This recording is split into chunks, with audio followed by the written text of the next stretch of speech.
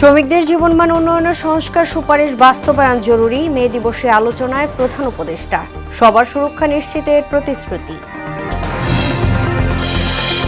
জমি অধিগ্রহণ জটিলতায় ঢাকা সিলেট মহাসড়ক উন্নয়নের কাজ ধীরগতি। দুর্ভোগে স্থানীয়রা। ব্যবসা বাণিজ্যে নেতিবাচক প্রভাব।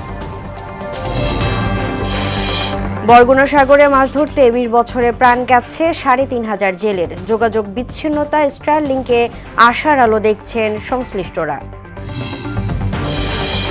এবং টানা ৩ দিনের ছুটিতে জমজমাট পর্যটন কেন্দ্র কুয়াকাটা। হোটেল মোটেলে উপচে পড়া ভিড়। নিরাপত্তায় তৎপর আইনশৃঙ্খলা বাহিনী।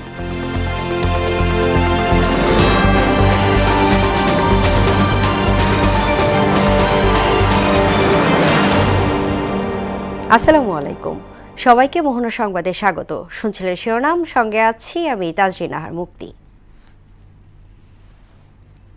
এবারে বিস্তারিত। নতুন বাংলাদেশ গড়তে শ্রম সংস্কার কমিশনের প্রস্তাব বাস্তবায়নের বিকল্প নেই বলে মনে করেন প্রধান উপদেষ্টা প্রফেসর মোহাম্মদ ইউনূস। বৃহস্পতিবার চীন মৈত্রী সম্মেলন কেন্দ্রে মে দিবসের আলোচনায় তিনি বলেন, গণ অভ্যুত্থানের মাধ্যমে যে সুযোগ সৃষ্টি হয়েছে তা কাজে লাগিয়ে শ্রমিকদের জীবনমানের উন্নয়ন ঘটাতে হবে। তাদের ন্যায্য স্বীকৃতি ও সুরক্ষা দিতে সরকার প্রতিশ্রুতিবদ্ধ বলেও জানান প্রধান উপদেষ্টা। বিস্তারিত মাহবুব হোসেন রিপনের প্রতিবেদনে। গণ অভ্যুত্থান পরবর্তী এক ভিন্ন প্রেক্ষাপটে এসেছে এবারের মে দিবস, যার প্রতিপাদ্য মালিক শ্রমিক এক হয়ে গড়ব দেশ নতুন করে। এ উপলক্ষে আলোচনা সভার আয়োজন করা হয় বাংলাদেশ চীন মৈত্রী সম্মেলন কেন্দ্রে। অনুষ্ঠানে যোগ দেন প্রধান উপদেষ্টা প্রফেসর মোহাম্মদ ইউনূস। বক্তব্যে তিনি বলেন, আন্তর্জাতিক শ্রম সংস্থার কনভেনশন স্বাক্ষরকারী দেশ হিসেবে রোডম্যাপ বাস্তবায়ন সহ শ্রমমান আন্তর্জাতিক পর্যায়ে উন্নীতকরণের চেষ্টা চলছে।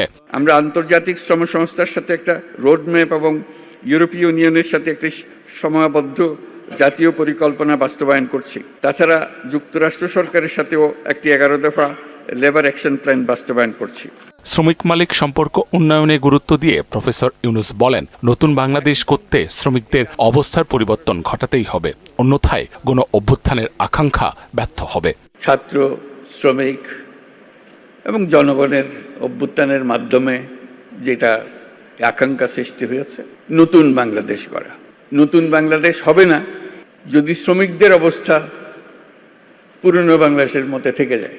তিনি বলেন, একটি নিরাপদ ও স্বাস্থ্যকর কর্মপরিবেশ শুধু শ্রমিকের অধিকার নয়, শিল্প উন্নয়নেরও অন্যতম সত্য। একটি জাতির অগ্রগতির মূলে রয়েছে পরিশ্রমী শ্রমজীবী জনগণ এবং দায়িত্বশীল মালিক শ্রেণী। একজনের পরিশ্রম এবং আরেকজনের নেতৃত্ব, ব্যবস্থাপনা ও বিনিয়োগ মিলিয়েই বৃদ্ধি পায় উৎপাদনশীলতা, গড়ে ওঠে শিল্প ও অর্থনীতি। পারস্পরিক সম্মান সহযোগিতার ভিত্তিতে আত্মনির্ভরশীল দেশ করার প্রত্যয় জানান প্রধান উপদেষ্টা। দেশকে নতুন করে গড়ে তুলতে হলে এই ঐক্য, পারস্পরিক শ্রদ্ধা ও আস্থার পরিবেশ সৃষ্টি করতে হবে। মাহবুব হাসান রিপন, মোহনা সংবাদ, ঢাকা। বিশেষ পরিস্থিতিতে সরকার নির্বাচিত সরকারের বিকল্প নয় বলে মন্তব্য করেছেন বিএনপির ভারপ্রাপ্ত চেয়ারম্যান তারেক রহমান। পরিকল্পিতভাবে সরকারের একটি অংশ সংস্কার এবং নির্বাচনকে মুখোমুখি দাঁড় করিয়েছে বলেও অভিযোগ করেন তিনি। আর গণতন্ত্র উত্তরণে দ্রুত নির্বাচনের দাবি জানালেন দলটির মহাসচিব মির্জা ফখরুল ইসলাম আলমগীর। বৃহস্পতিবার বিকেলে রাজধানীর নয়াপল্টনে শ্রমিক দলের সমাবেশে এসব কথা বলেন তারা। আরও জানাচ্ছেন হুমায়ুন কবির।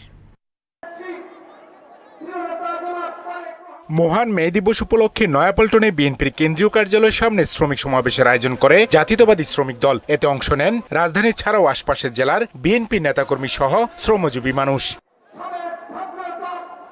এ সময় শ্রমিকের ন্যায্য মজুরি আদায়ে সবাইকে ঐক্যবদ্ধ হওয়ার আহ্বান জানিয়ে মিয়ানমারকে করিডোর দেওয়া সরকারের সমালোচনা করেন দলের সিনিয়র নেতারা।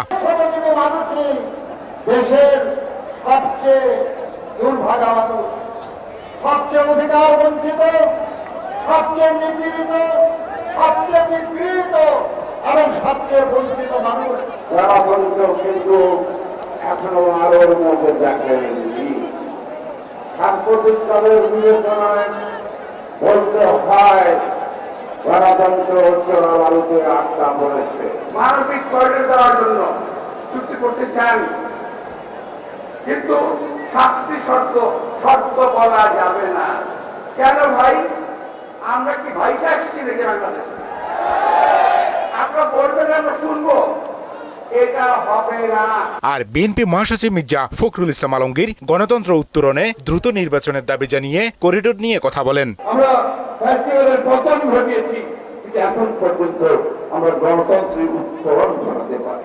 রাজনৈতিক দলগুলোকে ইগনোর করে, অবহেলা করে, জনগণকে অবহেলা করে এমন কোন চুক্তি করবেন না যে চুক্তি বাংলাদেশের স্বার্থের বিরুদ্ধে যাবে। প্রধান অতিথির বক্তব্যে বিএনপির ভারপ্রাপ্ত চেয়ারম্যান তারেক রহমান জানান, ফ্যাসিবাদের পতন হলেও গণতন্ত্র এখনো প্রতিষ্ঠিত হয়নি। সরকারের একটি অংশ সংস্কার ও নির্বাচনকে মুখোমুখি দাঁড় করিয়েছে বলেও অভিযোগ করেন তিনি। গণতান্ত্রিকামী জনগণ মনে করে অন্তর্বর্তীকালীন সরকারের প্রতি অনির্দিষ্টকালের জন্য সমর্থন অব্যাহত রাখা যৌক্তিক নয়। পলাতক স্বৈরাচার দেশে আর যেন মাথাচাড়া দিয়ে ওঠার সুযোগ না পায়, এজন্যই জনগণের কাছে জবাবদিহিমূলক সরকার প্রতিষ্ঠা অত্যন্ত জরুরি। এই সময় মিয়ানমারকে করিডোর দেওয়ার বিষয়ে সরকারের সিদ্ধান্তের সমালোচনা করেন তারেক রহমান। স্বাধীনতা প্রিয় জনগণ মনে করে করিডোর দেওয়া না দেওয়ার বিষয় সিদ্ধান্ত আসতে হবে জনগণের কাছ থেকে।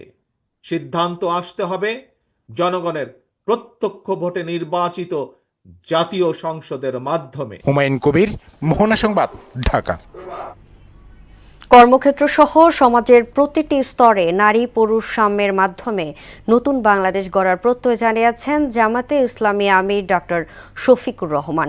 বৃহস্পতিবার মে দিবস উপলক্ষে রাজধানীর পুরনো পল্টনে এক সমাবেশে তিনি কথা বলেন। এতে বক্তারা বলেন, ইসলামিক শাসন ব্যবস্থা ছাড়া শ্রমনীতি বাস্তবায়ন সম্ভব নয়। ওবায়দুল হক মারুফের প্রতিবেদন। আন্তর্জাতিক শ্রমিক দিবস উপলক্ষে পুরনো পল্টন মোড়ে সমাবেশ আয়োজন করে বাংলাদেশ শ্রমিক কল্যাণ ফেডারেশন। পল্টন মোড় থেকে বিজয়নগর পর্যন্ত বিস্তৃত সমাবেশে অংশ নেন জামায়াত ইসলামীর আমির সহ শীর্ষ নেতারা। বক্তব্যে উঠে আসে শ্রমিকদের অধিকার ও বিভিন্ন দাবি দেওয়ার বিষয়। বর্তমান শ্রম আইন বাতিল করে শ্রমিকদের অধিকার প্রতিষ্ঠায় নতুন আইন প্রণয়নের দাবি জানান তারা। ইসলামী শ্রম আইন যতদিন বাংলাদেশে চালু না হবে, শ্রমিকের সম্মান প্রতিষ্ঠা হবে না, শ্রমিকের মর্যাদা প্রতিষ্ঠা হবে না। এই জন্য আজকে আমাদের সিদ্ধান্ত নিতে হবে, বাংলাদেশে মানব রচিত মতবাদকে আমরা চলতে দিতে চাই না। শ্রমিকের মৌলিক অধিকার, অন্ন, বস্ত্র, বাসস্থান, শিক্ষার অধিকার বাস্তবায়ন করতে হবে। ইসলামী শ্রমনীতি ছাড়া বাংলাদেশে শ্রমিকদের অধিকার নিশ্চিত সম্ভব নয় উল্লেখ করে জামায়াতের সেক্রেটারি জেনারেল মিয়া গোলাম পরোয়ার বলেন, মালিক শ্রমিক দ্বন্দ্ব লাগিয়ে নাস্তিক্যবাদী নতুন এক ধারা তৈরি হয়েছিল দেশে।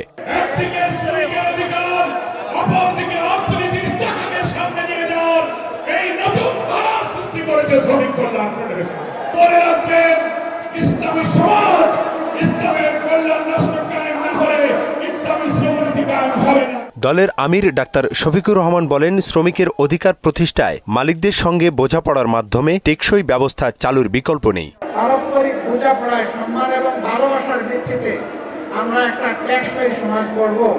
সেই সমাজ আল্লাহর কসম, আল্লাহর আইন ছাড়া কোনো কিছু দিয়েই গড়া সম্ভব নয়। জামায়াত ইসলামী ক্ষমতা এলে নারীরা কর্মক্ষেত্রে নিরাপদ থাকবে বলেও ঘোষণা দেন তিনি। আমরা আমাদের এই বোনদেরকে নিশ্চয়তা দিচ্ছি, তারা তাদের যোগ্যতা এবং পছন্দ অনুযায়ী কর্মক্ষেত্রে কাজ করবে। এখন তাদের কোনো সম্মান নাই, তাদের কোনো মর্যাদা নাই এবং তাদের কোনো নিরাপত্তা নাই। সেই রাস্তায় ইনশাআল্লাহ তাদের মর্যাদা আমরা কায়েম করব, তাদের নিরাপত্তা নিশ্চিত করা হবে ইনশাআল্লাহ। ওবায়দুল হক মারুফ, মোহনা সংবাদ, ঢাকা। ঢাকা সিলেট মহাসড়কের 6 লেন কাজের অগ্রগতি থাকলেও সিলেট অংশে এ পর্যন্ত সম্পন্ন হয়েছে মাত্র 13%। জমি অধিগ্রহণ জটিলতার ধীর গতিতে এগোচ্ছে সিলেটবাসীর স্বপ্নের 6 লেন প্রকল্পের কাজ। এতে দুর্ভোগের পাশাপাশি নেতিবাচক প্রভাব পড়ছে ব্যবসা বাণিজ্যে। কর্তৃপক্ষ বলছে কাজের গতি বাড়ানোর চেষ্টা চলছে। সিলেট থেকে শিপার চৌধুরীর প্রতিবেদন, জানাচ্ছেন বুসরাত জাহান। বর্তমান ঢাকা সিলেট মহাসড়কের দুই পাশে ব্রিজ কালভার্ট সহ নানান উন্নয়নমূলক কাজ চলমান। প্রায় ৩০,০০০ কোটি টাকা ব্যয় ধরে ২০২৪ সালের জানুয়ারিতে প্রকল্পের কাজ শুরু হলেও অগ্রগতি সামান্য। বিশেষ করে সিলেট অংশে কাজ শেষ মাত্র ১৩%। আশানুরূপ অগ্রগতি না হওয়ায় যাতায়াত ভোগান্তিতে সিলেট অঞ্চলের কোটি মানুষ। সিলেটের সাথে বাংলাদেশের সম্পর্ক স্থাপনে এই 6 লেনের কার্যক্রম দ্রুত গতিতে এগিয়ে যাবে, কিন্তু আজকে আমরা কিছুই দেখতে পাচ্ছি না। কালভার্ট এনে একটা হয়েছে, নাজি বাজারের কালভার্ট এখনো রয়েছে খামর বাকি, এগুলো খাওয়ার যদি ওইতো তো প্রথম আগে কালভার্ট এগুলো রেডি হয়ে গেল না। কিছু কালভার্ট করছে অসমাপ্ত, কিন্তু মানুষের জায়গা যেগুলা এই একোয়ার করছে এগুলার কোনো পয়সা দেয় নাই। ঠিকাদার সহ সংশ্লিষ্ট সবাই কাজ করছে, তাতে এবছরের শেষ নাগাদ সিলেট অংশের কাজ এগিয়ে যাবে বললেন নির্বাহী প্রকৌশলী। ভূমি অধিগ্রহণ বিষয়ক যে আইন আছে, সেটা বিধান আছে, এগুলো মেনেই করা হচ্ছে। এই পর্যায়ে আমরা আশা করছি এই বছরের শেষ নাগাদ আমাদের সিলেট অংশে আমরা সবকিছু যে নাম্বারগুলো আছে এগুলো আমরা বুঝিয়ে দিতে পারবো। মহাসড়কের সব ধরনের কাজই চলমান আছে। ভূমি অধিগ্রহণের জটিলতায় কিছুটা পিছিয়ে কাজ, তবে নির্ধারিত সময়েই কাজ শেষ হবে।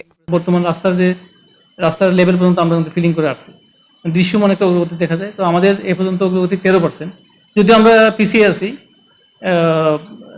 ভূমি অধিগ্রহণ নিয়ে একটু জটিলতা ছিল। 6 লেনের কাজে ধীর গতির কারণে মানুষের ভোগান্তির পাশাপাশি ব্যবসা বাণিজ্যের ভীষণ ক্ষতি হচ্ছে, তাই দ্রুত কাজ শেষ করার দাবি জানিয়েছেন এই ব্যবসায়িক নেতা। 6 লেনের রাস্তা যত ধীর গতিতে যাচ্ছে, আমাদের ব্যবসা বাণিজ্য ধীর হয়ে যাচ্ছে, কারণ আমরা সড়ক পথের উপরে এই সিলেটের ব্যবসা বাণিজ্য মূলত নির্ভরশীল। এখানে আকাশপথে তো আসেই না, রেলের অবস্থা এত ভালো না। 2027 সালের মধ্যে প্রকল্পের কাজ শেষ হওয়ার কথা রয়েছে, তবে উত্তর পূর্বাঞ্চলের মানুষের প্রত্যাশা ভোগান্তি দূর করতে কাজে আরও গতি আনতে হবে। বুশরাত জাহান, মোহনা সংবাদ। বরগুনা পাথরঘাটায় গভীর সমুদ্রে মাছ শিকারে গিয়ে প্রাকৃতিক দুর্যোগে গত 20 বছরে প্রাণ গেছে প্রায় 3,500 জেলের। নিখোঁজ হয়েছেন কমপক্ষে 10,000, কারণ উপকূল থেকে 2 থেকে 3 ঘন্টা গভীর সাগরের দিকে ট্রলার গেলেই অকার্যকর হয়ে পড়ে মোবাইল নেটওয়ার্ক। এক্ষেত্রে আশার আলো হতে পারে স্টারলিংক। সুমন মোল্লার প্রতিবেদন, জানাচ্ছেন মোহাম্মদ অলিউল্লাহ। বরগুনা পাথরঘাটায় বঙ্গোপসাগরে মাছ শিকারে গিয়ে বিভিন্ন প্রাকৃতিক দুর্যোগের কবলে পড়ে গত 20 বছরে কমপক্ষে 3,500 জেলে মারা গেছেন। নিখোঁজ হয়েছেন কমপক্ষে 10,000। এর একমাত্র কারণ ঘূর্ণিঝড়ের সময় উপকূল ভূখণ্ডের সাথে যোগাযোগ স্থাপন করতে না পারা। উপকূল থেকে মাত্র 2 থেকে 3 ঘন্টা ট্রলার নিয়ে গভীর সাগরের দিকে গেলেই আর মোবাইল নেটওয়ার্ক কাজ করে না। এমন বাস্তবতায় আশার আলো হতে পারে ইলন মাস্কের স্টারলিংক। তাই জীবন বাঁচাতে সেবা পেতে অপেক্ষায় দক্ষিণ অঞ্চলের লাখো জেলে ও মাছ ধরার ট্রলার। যে সমস্ত বিএসএফগুলো সেটগুলো চালাইতে আছি, ওইগুলো সেটগুলো আমরা সরাসরি কোথাও 20 কিলো বা 40 কিলো, হাইয়েস্ট কারোর কাছে 40 কিলো আছে, আর আমরা মনে 20 পুরানো 20 কিলো বা 10 কিলোর বেশি পাই না। স্টার্টিং নিয়ে একটা বাইরে এসে নেটওয়ার্কই শুনছি, পর আমি যদি এইটা আমি একটু পাই তাহলে আমাদের জালিয়ার উপরে অনেক সুবিধা হবে।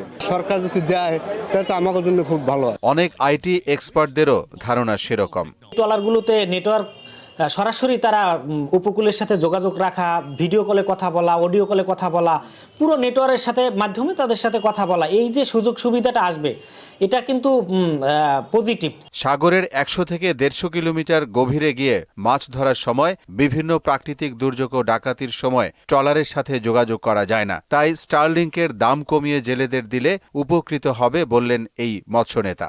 ট্রলার যখন ডাকাতি হয়, ডুবে যায়, জেলেরা যখন ভাসে, তখন আমরা কোনো খবর পাই না। স্টারলিংক আইছে, এটা নাকি সমস্ত বঙ্গোপসাগরেই কথা বলা যাবে। এরকম একটা ব্যবস্থা যদি কম রেট করে জেলেদেরকে দেওয়া হয় তাহলে জেলেরা আসলে উপকৃত হবে। স্টারলিংক পরীক্ষামূলকভাবে বাংলাদেশে চালু হয়েছে। এটা যদি সফল এবং সাশ্রয়ী হয় তাহলে কর্তৃপক্ষের নির্দেশনা অনুযায়ী ট্রলার মালিকদের উদ্বুদ্ধ করা হবে। স্টারলিংকের বিষয়টা আসলে পরীক্ষামূলকভাবে বাংলাদেশে অতি সম্প্রতি চালু হয়েছে। এটা যদি সফল হয় এবং এটা যদি একটু কস্ট ইফেক্টিভ হয়, মন্ত্রণালয় আছে আমাদের মৎস্য প্রাণী সম্পদ মন্ত্রণালয়, তারা যদি সেভাবে আমাদেরকে নির্দেশনা দেয়, ট্রলার মালিকদের এভাবে বিষয়ে উদ্বুদ্ধ করার চেষ্টা করব। গভীর সাগরে ঝড়, বৃষ্টি, নিম্নচাপের খবর জানাতে জেলেদের জন্য স্টারলিংক বড় ধরনের ভূমিকা রাখতে পারে। মোহাম্মদ ওয়ালিউল্লাহ, মোহনা সংবাদ। 3 দিনের টানা ছুটিতে জমজমাট পটুয়াখালীর পর্যটন কেন্দ্র সাগরকন্যা কুয়াকাটা। পর্যটকদের উপচে পড়া ভিড়ে ব্যস্ততা বেড়েছে হোটেল মোটেলগুলোতে। বেচা বিক্রিও জমে উঠেছে স্থানীয় ব্যবসা প্রতিষ্ঠানগুলোতে। অবকাশ যাপনে সৈকতে হই হুল্লোড়ে মেতে উঠেছেন পর্যটকরা। অনেকে দল বেঁধে নোনা জলে গা ভাসিয়ে উচ্ছ্বাস করছেন। খাত সংশ্লিষ্টরা বলছেন, এভাবে পর্যটক আগমন অব্যাহত থাকলে বিগত দিনের ক্ষতি পুষিয়ে নিতে পারবেন তারা। এদিকে পর্যটকদের নিরাপত্তায় মাঠে তৎপর রয়েছে ট্যুরিস্ট পুলিশ, থানা পুলিশ ও নৌ পুলিশ। দর্শক, এ নিয়ে আরও জানাতে কুয়াকাটা থেকে যুক্ত হচ্ছেন সহকর্মী খোকন হাওলাদার। খোকন, কুয়াকাটার পর্যটকদের ভিড় কেমন দেখছেন জানাবেন।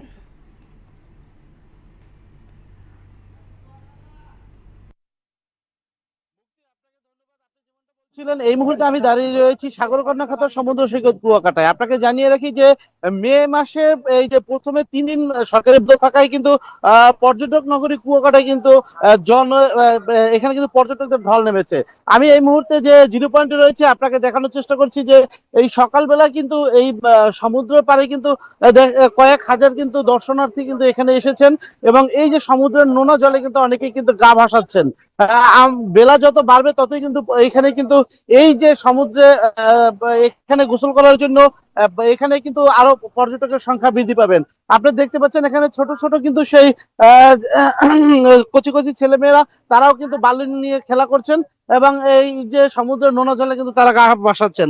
এছাড়াও কুয়াকাটার যে অন্যান্য যে স্পট গুলো রয়েছে, আকর্ষণীয় যে স্পট গুলো রয়েছে, বিশেষ করে লেম্বুর চর এবং রয়েছে এখানে রয়েছে বৌদ্ধ মন্দির, সেসব স্থানেও কিন্তু অনেক কিন্তু পর্যটক আমরা দেখতে পেয়েছি যে তারা কিন্তু রয়েছে। এছাড়াও যে এখানে মির্সিপাড়া রয়েছে সেখানেও কিন্তু শত শত পর্যটক কিন্তু আমরা দেখতে পেয়েছি যে তারা এখানে কিন্তু ঘোরাফেরা করছেন। আমরা এখানে হোটেল মোটেলের যে কর্তৃপক্ষ আছে তাদের সঙ্গে কথা বলেছি, তারা আমাদেরকে যেমনটা জানিয়েছেন যে এই 3 দিনের ছুটিতে কিন্তু হোটেল মোটেল কিন্তু সম্পূর্ণ শতভাগ কিন্তু এখানে কিন্তু বুকিং রয়েছে। এছাড়াও এখানে টুরিস্ট পুলিশের সাথে কথা বলেছি, তারা আমাদেরকে যেমনটা জানিয়েছেন যে পর্যটকদের নিরাপত্তার জন্য তারা কিন্তু সকল ধরনের প্রস্তুতি গ্রহণ করেছে। যে কোনো পরিস্থিতিতে কিন্তু তারা কিন্তু তৎপর রয়েছে। আমরা যদি আপনাদেরকে একটু জানিয়ে রাখি যে পদ্মা সেতু চালু হওয়ার পর থেকে ঢাকা থেকে কুয়াকাটার যে নিরবিচ্ছিন্ন যে সড়ক ব্যবস্থা, তারপর থেকে কিন্তু আস্তে আস্তে কিন্তু কুয়াকাটায় কিন্তু পর্যটকের সংখ্যা বৃদ্ধি পাচ্ছে এবং পর্যটকরা আমাদেরকে যেমনটা জানিয়েছেন যে এই ভাঙ্গার পরে কুয়াকাটা পর্যন্ত যদি এই 1 লেন সড়কটা যদি 4 লেন হয় তাহলে তাদের জন্য কিন্তু যাতায়াতের জন্য আরো অনেক সুবিধা হবে।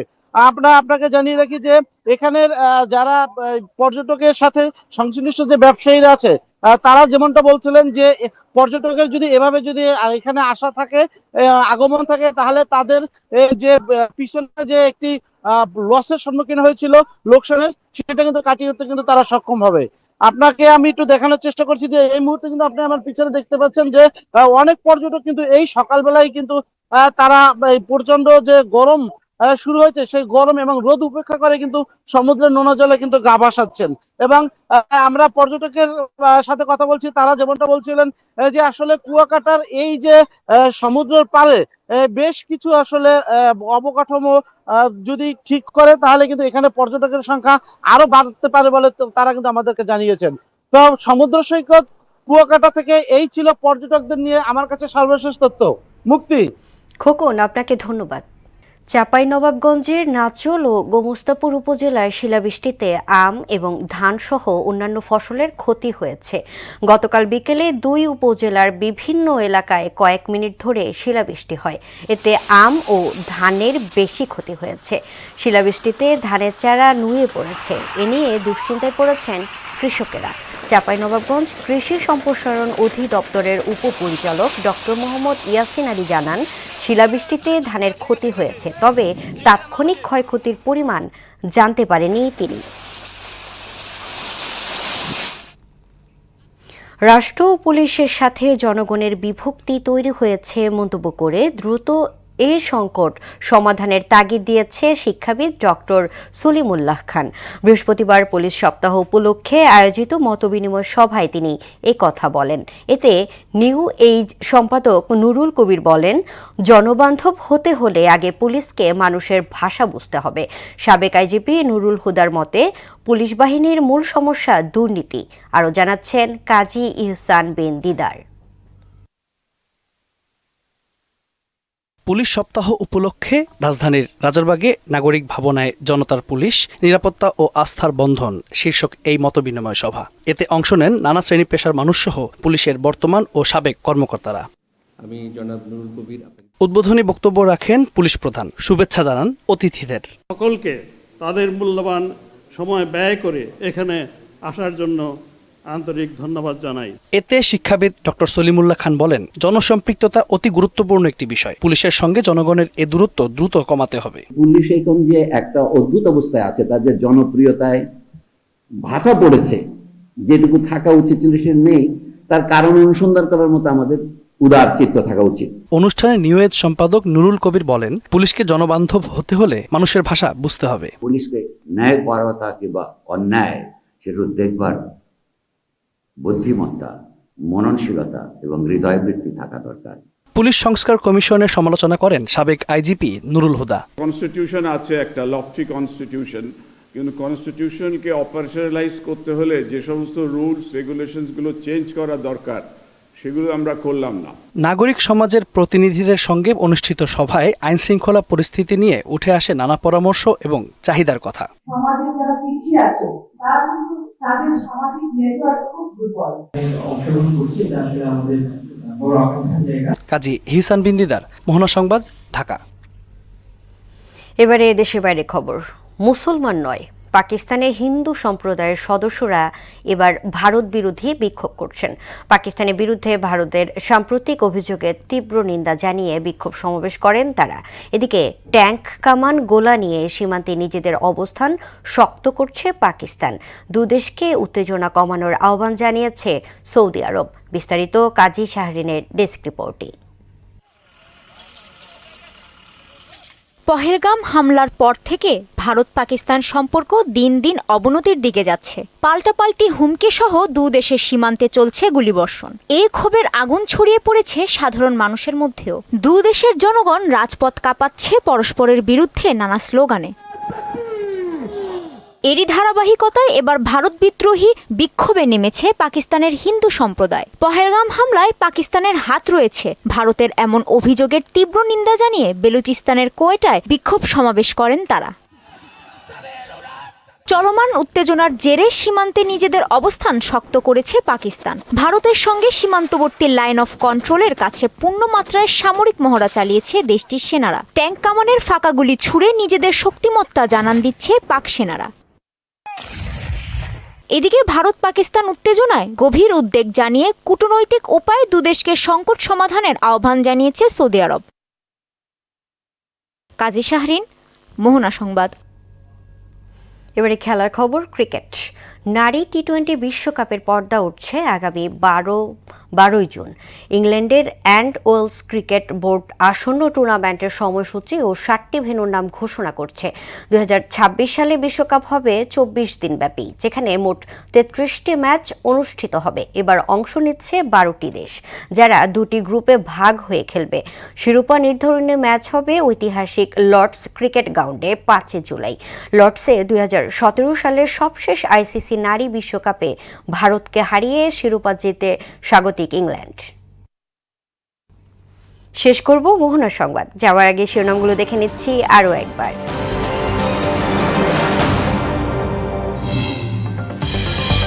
শ্রমিকদের জীবনমান উন্নয়নের সংস্কার সুপারিশ বাস্তবায়ন জরুরি। মে দিবসে আলোচনার প্রধান উপদেষ্টা। সবার সুরক্ষা নিশ্চিতের প্রতিশ্রুতি। জমি অধিগ্রহণ জটিলতায় ঢাকা সিলেট মহাসড়ক উন্নয়নের কাজ ধীরগতি। দুর্ভোগে স্থানীয়রা, ব্যবসা বাণিজ্যে নেতিবাচক প্রভাব। বরগুনায় সাগরে মাছ ধরতে 20 বছরে প্রাণ গেছে 3500 জেলের। যোগাযোগ বিচ্ছিন্নতায় স্টার্লিংকে আশার আলো দেখছেন সংশ্লিষ্টরা। এবং টানা 3 দিনের ছুটিতে জমজমাট পর্যটন কেন্দ্র কুয়াকাটা, হোটেল মোটেলে উপচে পড়া ভিড়, নিরাপত্তা তৎপর আইন শৃঙ্খলা বাহিনী।